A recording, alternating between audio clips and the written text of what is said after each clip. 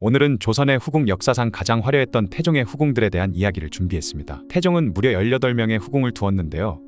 이는 조선시대 어떤 왕보다도 많은 숫자였습니다. 더욱 흥미로운 것은 이 18명의 후궁들이 각기 다른 방식으로 역사에 기록되었다는 점입니다. 어떤 이는 자신의 지위를 통해 정치적 영향력을 행사했고, 어떤 이는 자녀 교육에 힘썼으며 또 어떤 이는 예술과 문화 발전에 기여했다고 합니다. 오늘은 그 중에서도 잘 알려지지 않은 소빈노 씨, 정빈고 씨, 수계 최 씨, 수계 이 씨의 이야기를 자세히 살펴보도록 하겠습니다.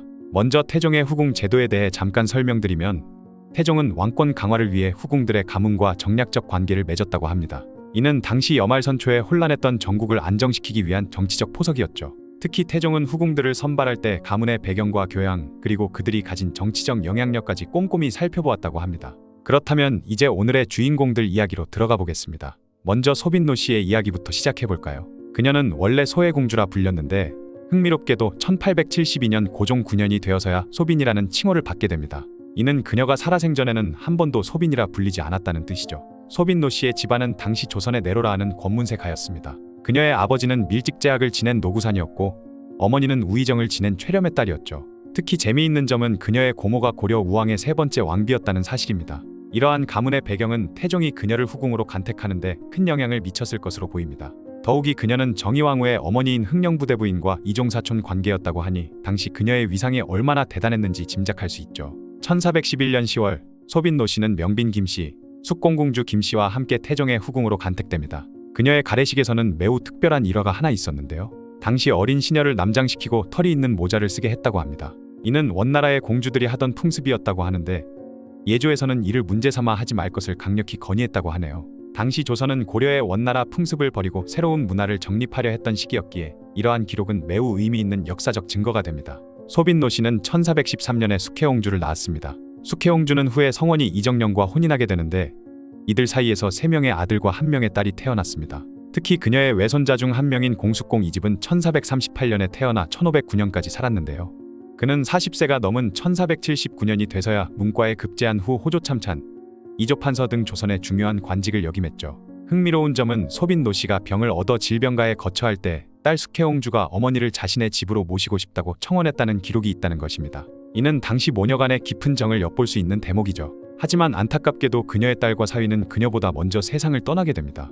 소빈노 씨는 1479년 성종 10년에 생을 마감했는데 성종은 그녀의 죽음을 특별히 애도하며 쌀과 콩 70석, 면포와 정포 각각 50필, 청밀 10두, 황납 30근, 초 10정, 공석 100개, 초둔 10을 하사했다고 합니다. 이러한 후한 부인은 당시 그녀의 위상을 잘 보여주는 것이라 할 수 있습니다.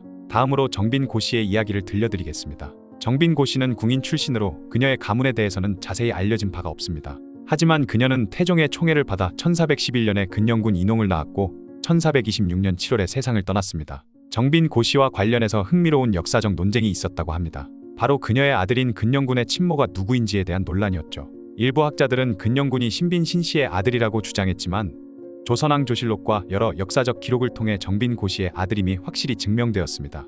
특히 실록에는 근영군 어머니의 초상의 쌀과 콩을 합하여 20석과 종이 80권을 부위로 하사했다는 기록이 남아있죠. 또한 신빈 신씨가 1435년에 세상을 떠났다는 기록과 그녀가 함령군 이인, 온영군 이정과 7옹주를 낳았다는 기록을 통해 근영군이 정빈고 씨의 아들임이 명확히 드러났습니다. 이러한 역사적 논쟁은 조선 왕실의 혈통과 관련된 기록이 얼마나 중요하게 다뤄졌는지를 보여주는 좋은 예시입니다.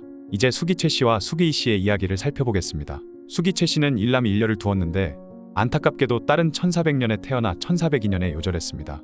그녀의 아들은 희령군 타였는데 태종이 승하한 후 수계 최 씨는 아들 희령군의 집에서 노년을 보냈다고 합니다. 이는 당시 후궁들의 노후 생활을 엿볼 수 있는 중요한 기록이죠. 특히 이러한 기록은 조선시대 후궁들의 삶이 왕의 승하 이후에 어떻게 변화했는지를 보여주는 귀중한 자료가 됩니다. 마지막으로 수기이 씨는 후령군의 어머니였습니다. 안타깝게도 그녀의 삶에 대해서는 거의 기록이 남아있지 않으며 1443년에 생을 마감했습니다. 그녀의 아들 후령군 또한 7년 후인 1450년에 세상을 떠났죠. 하지만 태종의 후궁 중 수기자기를 받은 이는 수기최 씨와 수기이 씨 단 2명뿐이었다는 점에서 그녀의 위상을 짐작해볼 수 있습니다. 지금까지 태종의 수많은 후궁들 중 4여인들의 이야기를 살펴보았습니다.